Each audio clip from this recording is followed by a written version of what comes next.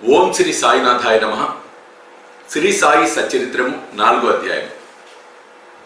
యోగేశ్వరుల కర్తవ్యము, పవిత్ర షిరిడి క్షేత్రము, సాయిబాబా రూపురేఖలు, గౌలీబువ అభిప్రాయం, విఠల దేవుడిగా దర్శనమిచ్చుట, భగవంతరావు క్షీరసాగరుని కథ, ప్రయాగ క్షేత్రంలో దాసగను స్నానము, బాబా అయ్యోని సంభవుడు, షిరిడి మొట్టమొదటి ప్రవేశించుట, 3 వసతి గృహములు. చక్కగా నాతో పాటు మీరు కూడా చదివే ప్రయత్నం చేయండి. ఒకవేళ టెలికాస్టింగ్ గ్యాప్ ఏమైనా వచ్చినా మీరు ఆపకండి, కంటిన్యూగా చదువుకుంటూ వెళ్ళండి, మధ్యలో కలుపుకు వెళ్ళే ప్రయత్నం చేయండి. యోగేశ్వరుల కర్తవ్యం. భగవద్గీత 4వ అధ్యాయంలో 7-8 శ్లోకములందు శ్రీకృష్ణ పరమాత్ముడు ఇట్లు సెలవిచ్చి ఉన్నారు. ధర్మం నశించినప్పుడు, అధర్మము వృద్ధి పొందినప్పుడు నేను అవతరించెదను. సన్మార్గులను రక్షించుటకు, దుర్మార్గులను శిక్షించుటకు, ధర్మస్థాపన కొరకు యుగ యుగములందు అవతరించెదను. ఇదే భగవంతుని కర్తవ్య కర్మ. భగవంతుని ప్రతినిధులకు యోగులు, సన్యాసులు అవసరం వచ్చినప్పుడల్లా అవతరించి ఆ కర్తవ్యంను నిర్వర్తించెదరు. ద్విజులకు బ్రాహ్మణ, క్షత్రియ, వైశ్య జాతుల వారు తమ కర్మలను మానినప్పుడు, శూద్రుల పై జాతుల వారి హక్కులను అపహరించినప్పుడు, మత గురువులను గౌరవించక అవమానించినప్పుడు, ఎవరును మత బోధనలను లక్ష్య పెట్టినప్పుడు, ప్రతివాడును గొప్ప పండితుడు అని అనుకున్నప్పుడు, జనులు నిషిద్ధ ఆహారములు, మద్యపానములకు అలవాటు పడినప్పుడు, మతము పేరుతో కాని పనులు చేయనప్పుడు, వేరువేరు మతముల వారు తమలో తాము కలహించుకున్నప్పుడు, బ్రాహ్మణులు సంధ్యావందనము మానునప్పుడు, సనాతనులు తమ మతాచారములను పాటించినప్పుడు, ప్రజలు ధనధార సంతానములనే జీవిత పరమార్థములుగా భావించి మోక్ష మార్గమును మరచినప్పుడు, యోగేశ్వరులు ఉద్భవించి వారి వాక్కాయ కర్మలచే ప్రజలను సవ్య మార్గమును పెట్టి వ్యవహారములను చక్కదిద్దుదురు. వారు దీపపు స్తంభముల వలె సహాయపడి మనము నడవవలసిన సన్మార్గమును, సత్ప్రవర్తనమును నిర్దేశించెదరు. ఈ విధముగానే నివృత్తి, జ్ఞానదేవు, ముక్తాబాయి, నామదేవు, జానాబాయి, గోరా, గోనాయి, ఏకనాథుడు, తుకారాం, నరహరి, నర్సీబాయ్, సజన్కసాయి, సావంతమాలి, రామదాసు మొదలగుగా గల యోగులను తదితరులు వేర్వేరు సమయములందు ఉద్భవించి మనకు సవ్యమైన మార్గమును చూపిరి. అట్లే సాయిబాబా కూడా సకాలమందు షిరిడి చేరేది. పవిత్ర షిరిడి క్షేత్రం అహ్మద్ నగర్ జిల్లాలోని గోదావరి నది ప్రాంతములు చాలా పుణ్యతమములు. ఏలన అచట అనేక యోగులు ఉద్భవించిరి, నివసించిరి. అట్టి వారిలో ముఖ్యులు శ్రీ జ్ఞానేశ్వర మహారాజ్. షిరిడి గ్రామం అహ్మద్ నగర్ జిల్లాలోని కోపర్గాం తాలూకాకు చెందినది. కోపర్గాం వద్ద గోదావరి దాటి షిరిడి పోవలను. నది దాటి 3 కోసులు పోయినచో నీమ్గాం వచ్చును. అతడికి షిరిడి కనిపించును. కృష్ణా తీరమందు గల గానగాపురము, నరసింహవాడి, ఔదుంబర్ మొదలగు గల పుణ్యక్షేత్రముల వలె షిరిడి కూడా గొప్ప పేరు కాంచినది. పండరిపురమునకు సమీపమున గల మంగళవేద యందు భక్తులకు దామాజీ, సజ్జనగడమునందు సమర్థ రామదాసు, నర్సోబాచివాడి యందు శ్రీ నరసింహ సరస్వతి స్వామివార్లు వర్ధిల్లినట్లే సాయినాథుడు షిరిడిలో వర్ధిల్లి దానిని పవిత్రమనుచెను. సాయిబాబా రూపురేఖలు. సాయిబాబా వలననే షిరిడి ప్రాముఖ్యము వహించినది. సాయిబాబా ఎట్టి వ్యక్తియో పరిశీలించదము. వారు కష్టతరమైన సంసారమును జయించిన వారు. శాంతియే వారి భూషణము. వారు జ్ఞానమూర్తులు, వైష్ణవ భక్తులకు ఇల్లు వంటి వారు. ఉదార స్వభావులు, సారంలోని సారాంశము వంటి వారు. నశించు వస్తువులందు అభిమానం లేనివారు. ఎల్లప్పుడూ ఆత్మ సాక్షాత్కారమందే మునిగి ఉండేవారు. భూలోకమునందు గాని స్వర్గలోకమునందు గాని గల వస్తువులందు అభిమానం లేనివారు. వారి అంతరంగం అద్దం వలె స్వచ్ఛమైనది. వారి వాక్కుల నుండి అమృతము స్రవించుచుండెను. గొప్పవారు, పేదవారు వారికి సమానమే. వారు అవమానములను రెక్కించిన వారు కారు. అందరికీ వారు ప్రభువు. అందరితో కలిసిమెలిసి ఉండేవారు. ఆటలు కావించేవారు, పాటలను వినుచుండేవారు. కానీ సమాధి స్థితి నుండి మరలు వారు కారు. ఎల్లప్పుడూ అల్లా నామమును ఉచ్చరించేవారు. ప్రపంచమంతా మేల్కొన్నప్పుడు వారి యోగ నిద్రలో ఉండేవారు. లోకము నిద్రించినప్పుడు వారు మేల్కొని ఉండేవారు. వారి అంతరంగము లోతైన సముద్రం వల్లే ప్రశాంతము. వారి ఆశ్రమము, వారి చర్యలు ఇదమిద్దముగా నిశ్చయించుటకు వీలు కానివి.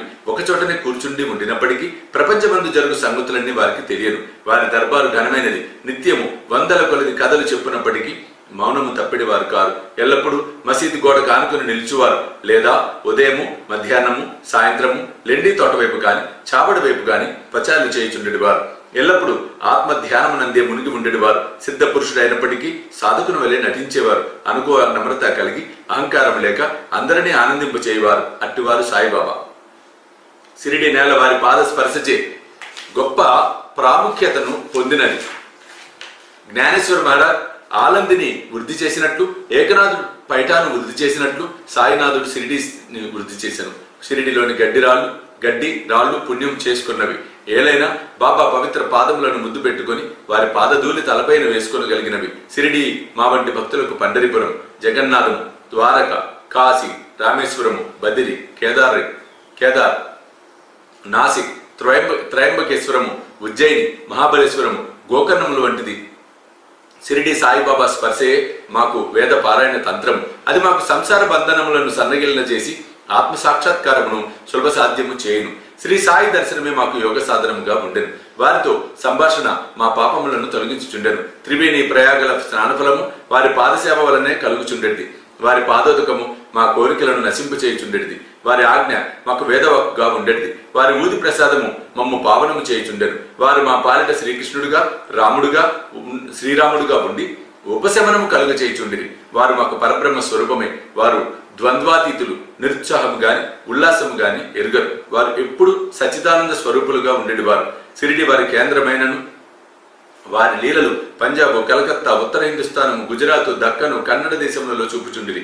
ఇట్లు వారి కీర్తి దూర దేశములకు వ్యాపించగా భక్తులు అన్ని దేశముల నుండి షిరిడి చేరి వారిని దర్శించి వారి ఆశీర్వాదమును పొందుచుండిరి. వారి దర్శన మాత్రమునే భక్తులు మనముల వెంటనే శాంతి వహించుచుండెను. పండరిపురం నందు విఠల్ రకుమాయిలను దర్శించినచో భక్తులకు కలిగడి ఆనందము షిరిడీలు దొరుకుచుండెను. ఇది అతిశయోక్తి కాదు. ఈ విషయం గురించి భక్తుడు ఒకడు చెప్పి ఉన్నాడు. గౌలిబువా అభిప్రాయం. 95 సంవత్సరముల వయసు గల గౌలిబువాను వృద్ధు భక్తుడు ఒకడు పండరి యాత్ర ప్రతి సంవత్సరము చేయువాడు. 8 మాసములు పండరి నందు, మిగతా 4 మాసములు ఆషాఢం మొదలు కార్తీకం వరకు గంగానది ఒడ్డునను ఉండేవాడు. సామాను మోయటకు ఒక గాడిదను, తోడుగా ఒక శిష్యుని తీసుకుని పోవాడు. ప్రతి సంవత్సరము పండర యాత్ర చేసుకుని షిరిడి సాయిబాబా దర్శనముకై వచ్చేవాడు. అతడు బాబాను మిగులు ప్రేమించేవాడు. అతడు బాబా వైపు చూచుచూ ఇట్లనేవాడు: వీరు పండరి నాథుని అవతారమే. అనాథుల కొరకు, బీదల కొరకు వెలిసిన కారుణ్యమూర్తి. గౌలిబువా విఠోదేవుని ముసలి భక్తుడు. పండరిపుర యాత్ర ఎన్నిసార్లు చేసినో వీరు సాయిబాబా పండరి నాథుని అవతారమని నిర్ధారణ పరిచిరి. విఠల దేవుడు దర్శనమిచ్చుట సాయిబాబాకు భగవన్నామ స్మరణ ఎందును, సంకీర్తనము ఎందును మిక్కిలి ప్రీతి. వారెప్పుడు అల్లా మాలిక్ అనగా అల్లాయే యజమాని అనుచుండిరి. 7 రాత్రింబవళ్ళు భగవన్నామ స్మరణ చేయించుచుండెడి వారు. దీనినే నామ సప్తాహం అందురు.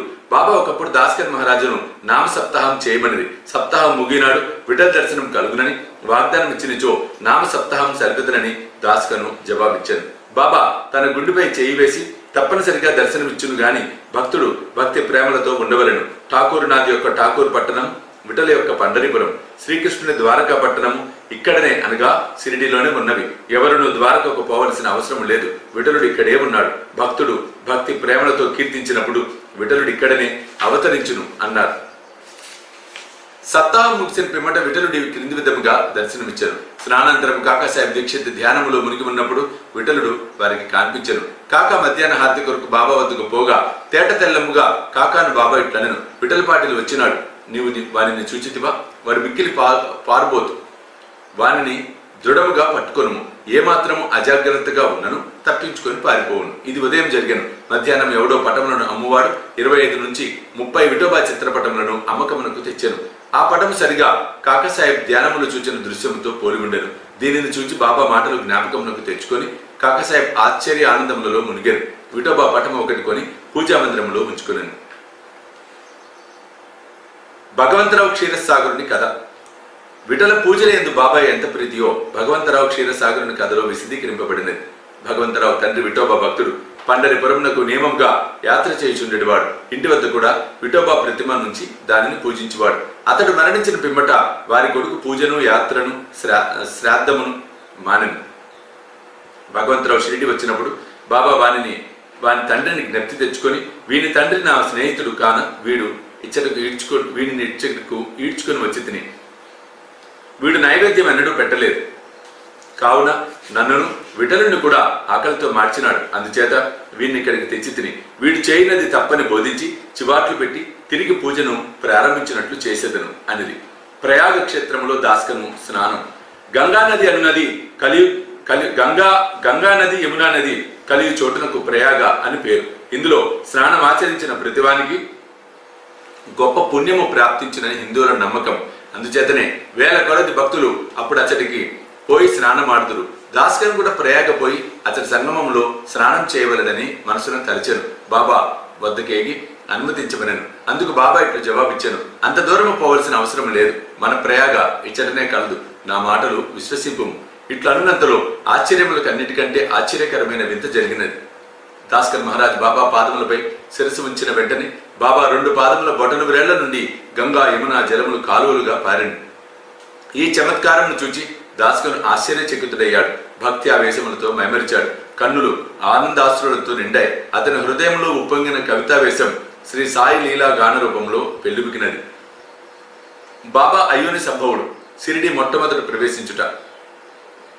సాయిబాబా తల్లిదండ్రులను గురించి గాని, జన్మం గురించి గాని, జన్మస్థానం గురించి గాని ఎవరికి ఏమీ తెలియదు. ఎందరో పెక్కుసార్లు ఈ విషయం కనుగొనుటకు ప్రయత్నించిరి.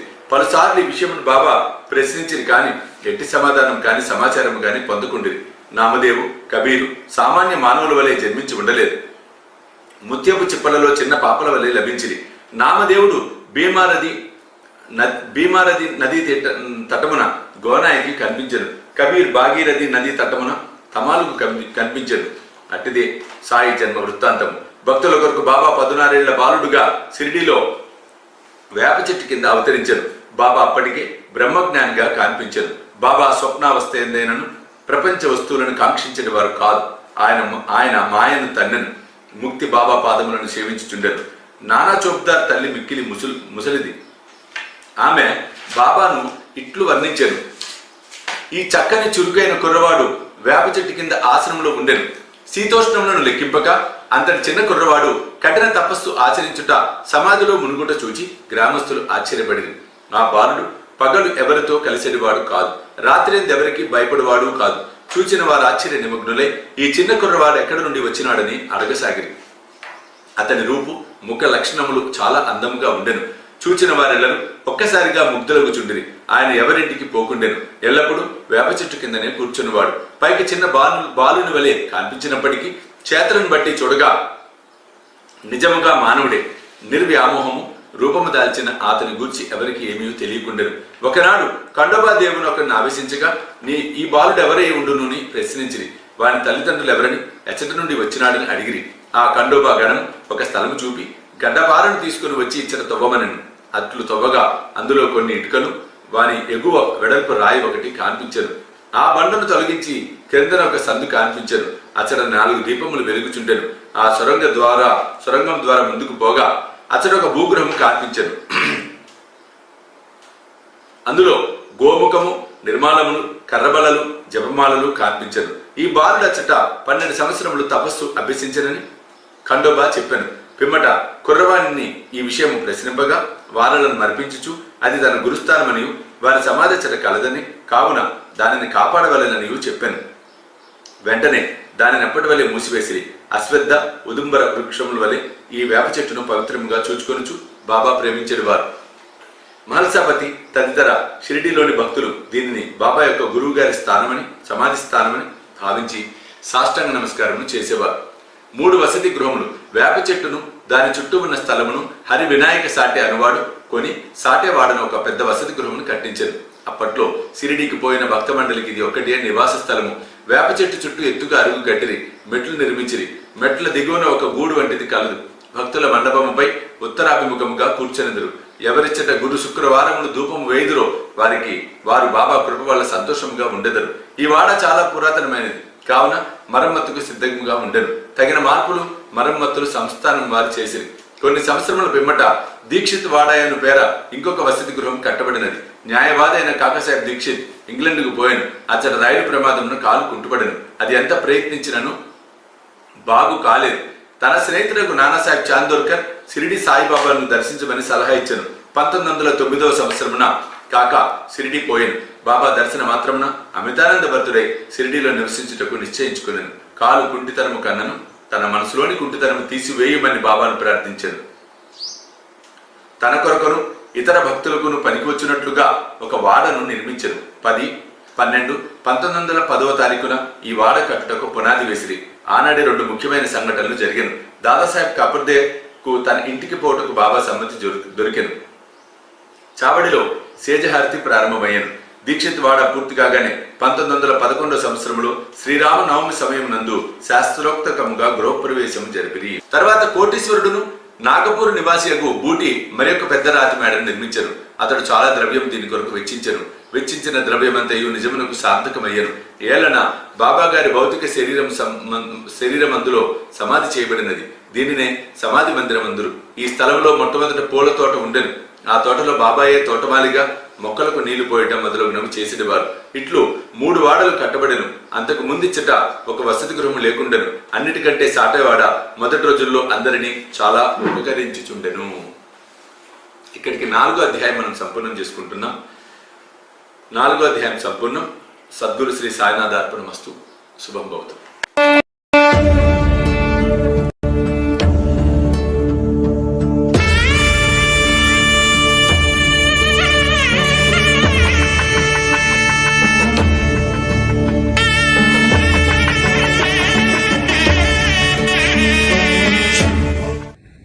సాయి దివ్య రక్షా కవచ యంత్రానికి